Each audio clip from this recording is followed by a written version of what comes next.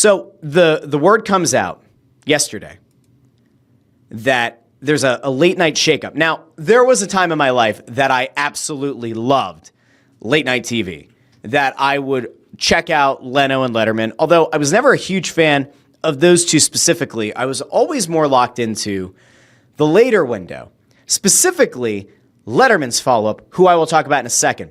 But the thing that I was shocked by, right? If you go back, like Leno was moved on from, they put Conan O'Brien in there, and then eventually Jimmy Fallon. And then we saw James Corden took over the Late Late Show, which was a horrendous decision.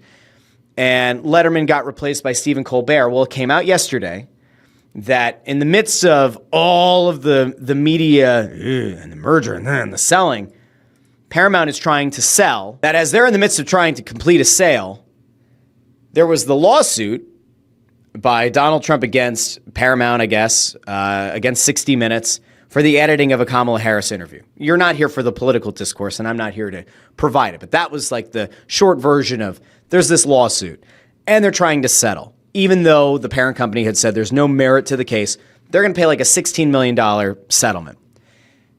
And Stephen Colbert went on his show, and in the midst of, I guess, his monologue, he like called out the parent company. And the crowd booed and all that kind of stuff. They were booing the parent company for making the settlement. Well, it comes out yesterday that CBS is ending The Late Show. They're not firing Stephen Colbert effective immediately. They're not firing him effective May 2026. They're not replacing him in May of 2026. They're getting rid of the show entirely. They are axing the entire show. It's going bye-bye, the way of the dodo. I can't say I'm totally shocked. I think if Harris had beaten Trump, Colbert would have remained on air, would have kept doing the show that he was doing. I will be honest. I don't really watch Fallon's show. I don't watch Kimmel. I did not watch Colbert. There was a time that I did. There was a time that I watched Fallon. I've never been a Jimmy Kimmel guy. Jimmy Fallon to me is fine. It's okay. It's not my cup of tea.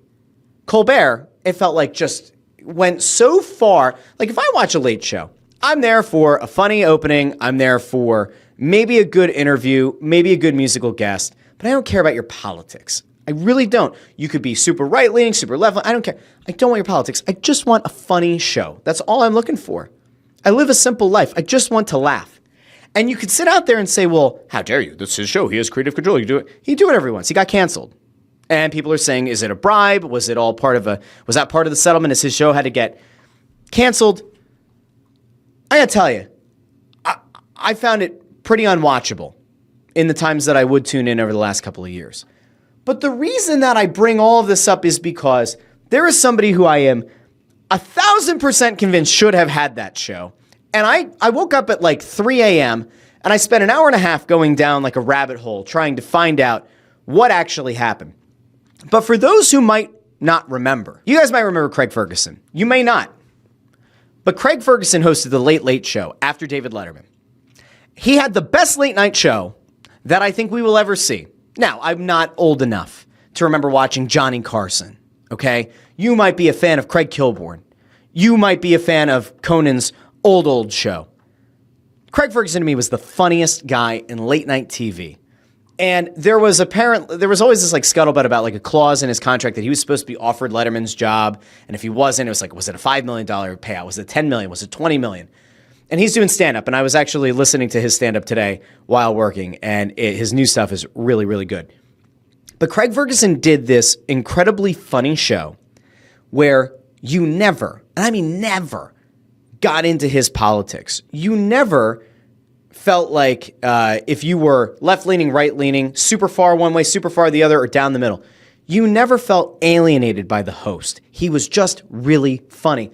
And the guests that he had on and that he won awards for were incredible. Craig Ferguson did an interview years ago, I think it was 2015, with Archbishop Desmond Tutu. And I think it was almost the whole episode, or like they aired 25 minutes of it, but it was like a 40-minute interview.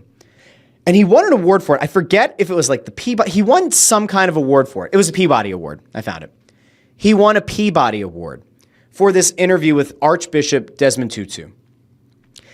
And the range that he had as an interviewer, as a host, to be able to put together a Peabody Award-winning interview, to be able to get the absolute best out of Robin Williams, to be able to get the best out of people who would watch the show. We talked about empathy before, the idea of, being kind and understanding of other people. Craig Ferguson had that shit on lock years and years in advance. And so when I saw this news that Stephen Colbert got canceled, I said, well, I'm not surprised. He went very far in one direction. You're effectively going to alienate a large segment of your audience going that way. Craig Ferguson wasn't like that. And I truly do miss his show being on air, because in this time where we're like super, super polarized, it feels like his exact kind of comedy is what we could actually use. And it's the same kind of thing that we should all kind of be looking for in late night talk. Oh, and by the way, it doesn't hurt to have a robot assistant, Jeff, and also the horse that would come out during the show. So go back. Watch some old Craig Ferguson late show clips. You will not regret it. Look up that interview with Desmond Tutu. Look up the Robin Williams stuff. There's incredible stuff from that show. So if you're looking for a laugh this weekend, that's the way to go.